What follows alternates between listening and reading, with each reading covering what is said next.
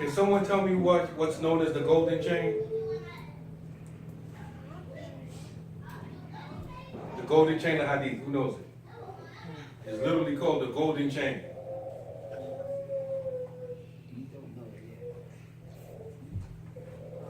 Is it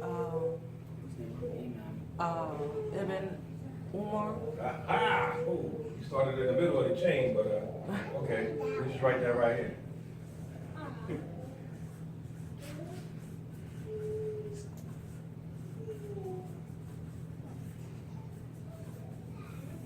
You said Ibn Umar. Ibn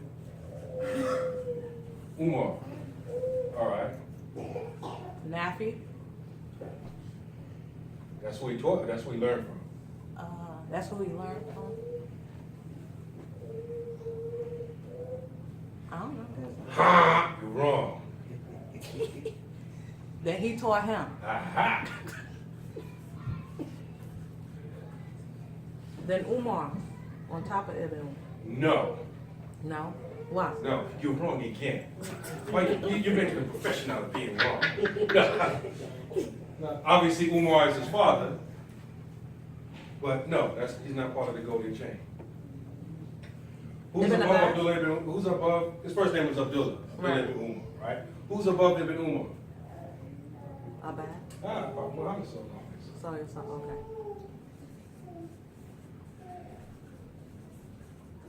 Gotcha.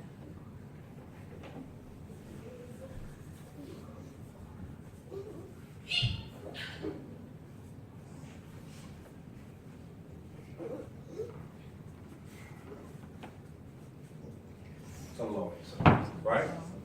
Who's under Nafi? Abbas? Huh? Ibn Abbas?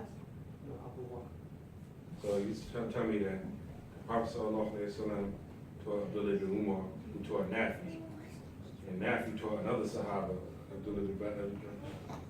I'm just messing with you. I forgot. Imam Malik, right? Okay. This is the golden chain right here. Imam Malik narrates hadith from Nafi. Nafi was the freed slave of Abdullah ibn Umar. Abdullah ibn Umar narrates from the Prophet sallallahu alaihi wasallam. This is literally the golden chain. Literally. There's no higher isnad than that. Can someone name a popular student of Imam Malik?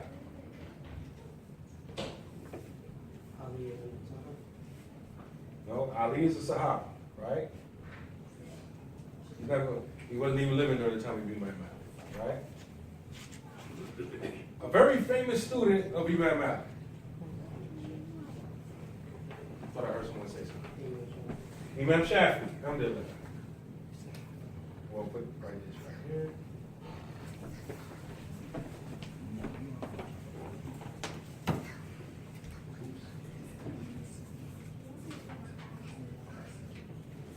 Imam Shafi, right?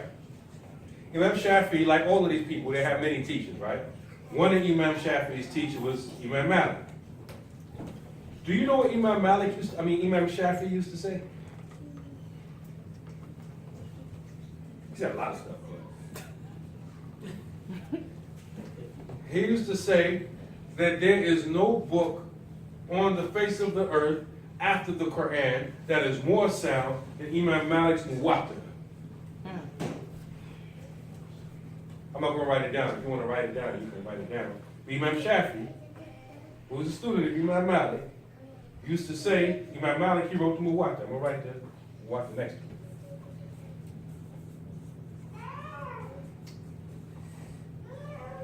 it. Muwatta, right?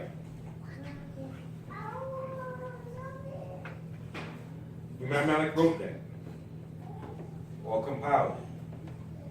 Imam Shafi used to say about Imam Malik's hadith collection, the Muwatta, which we transmitted in this masjid, that there is no hadith, there's no book on the face of the earth other than the Quran that's more sound than the Muwatta of Imam Malik.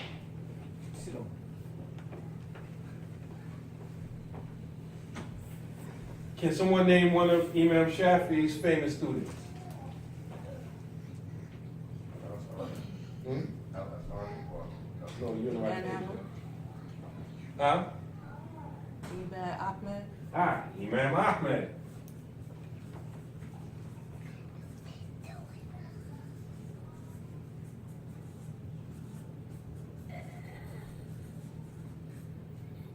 Did he put together a hadith collection?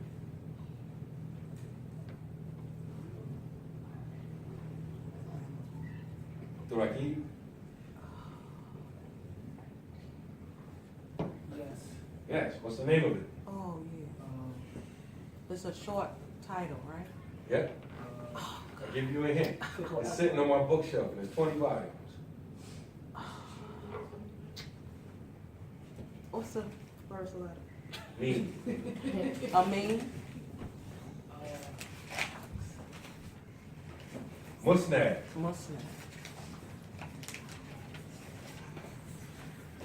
Does the word musnad sound like anything? Any word you know? It's not. Sounds like isnad.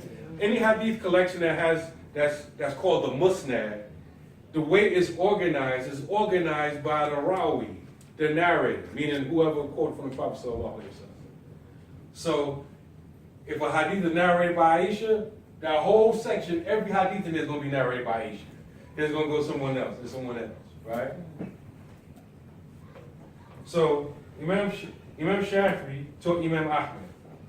Both of them have hadith collections. Imam Shafi'i said there's no hadith collection on the earth more sound than Muwatta of Imam Malik. Where does Bukhari come in at? Through Imam Shafi. Close.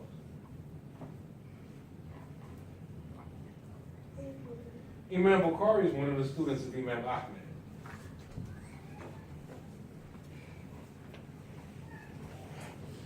By the way, I wasn't intending on doing this. It's your fault with the question. Yeah, woke him up. Bukhari, right? One of the students of Imam Ahmed. He compiles a hadith collection. And by the way, Bukhari has more than one hadith collection. We know Bukhari, usually in English, 8 volumes, or 9 volumes. Anybody know another popular hadith collection that authored by Imam Bukhari? Yep, Adab al-Mufrad, right? Okay. It's translated in English for a long time, right? What made Bukhari's book so sound is that he incorporated all the hadith from the Muwatta, just about, right? And he used Imam Malik's methodology. So somehow by osmosis, I don't know, us Malikis have a problem with that, but his collection became known as the soundness. But the reason for his soundness is Imam Malik's Muwatta and his methodology. What was that last part you said on Bukhari? He used all Imam Malik's Muwatta and what?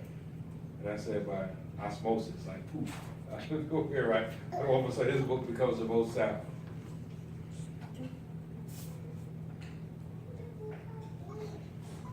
And by the way, I'm going to write a number, right? No, I'm not going to just write the number. I don't want to.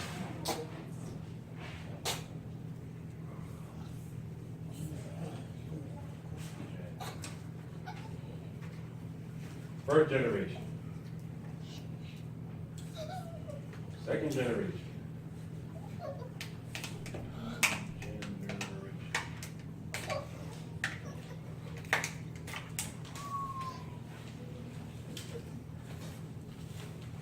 Third generation.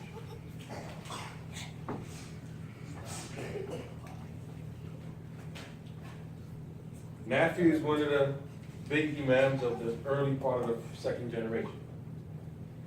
The 4 imams, obviously the ones that, what imam is not listed here?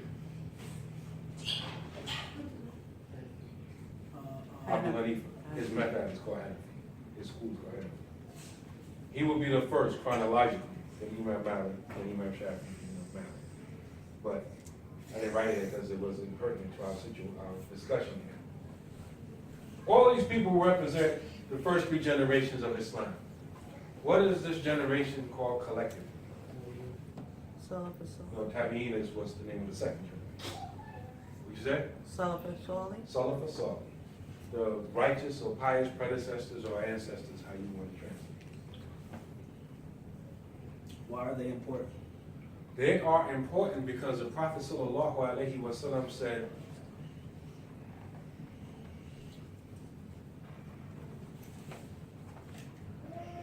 "Khairu qurun qarni, thumma alladhina yalunahum, thumma alladhina yalunahum." The best of generations. There's a few narrations. Khairu ummati qarni, the best of my nation, or the best of my ummah is my generation. The first one I said, the best of generations is my generation. There's now another narration. Khairu nas qarni, the best of mankind is my generation, right? Khairu qurun qarni, thumma alladhina yalunahum, thumma alladhina yalunahum. The best of generations is my generation, first generation. Then the generation that follows it, or follows them, the second generation, called the Tabi'in. And then the third generation, then the generation that follows them, which is called the Tabi'in, the followers of the followers, or the successors of the successors. These three generations are important because the Prophet ﷺ put his stamp of approval on them. He put his seal on them. He certified them. He notarized them. They're good. And between these three generations, by the time you get to the fourth generation, everything you need about the deen, the knowledge was always there with the Prophet ﷺ, but it's been organized, canonized, it's straight.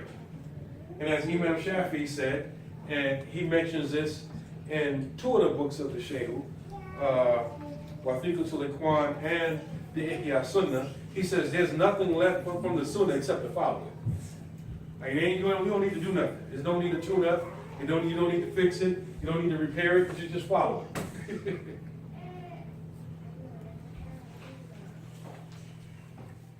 That's too much coffee. You know what the dangerous part about coffee?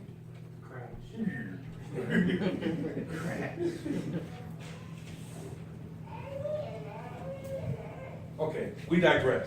But this is important information.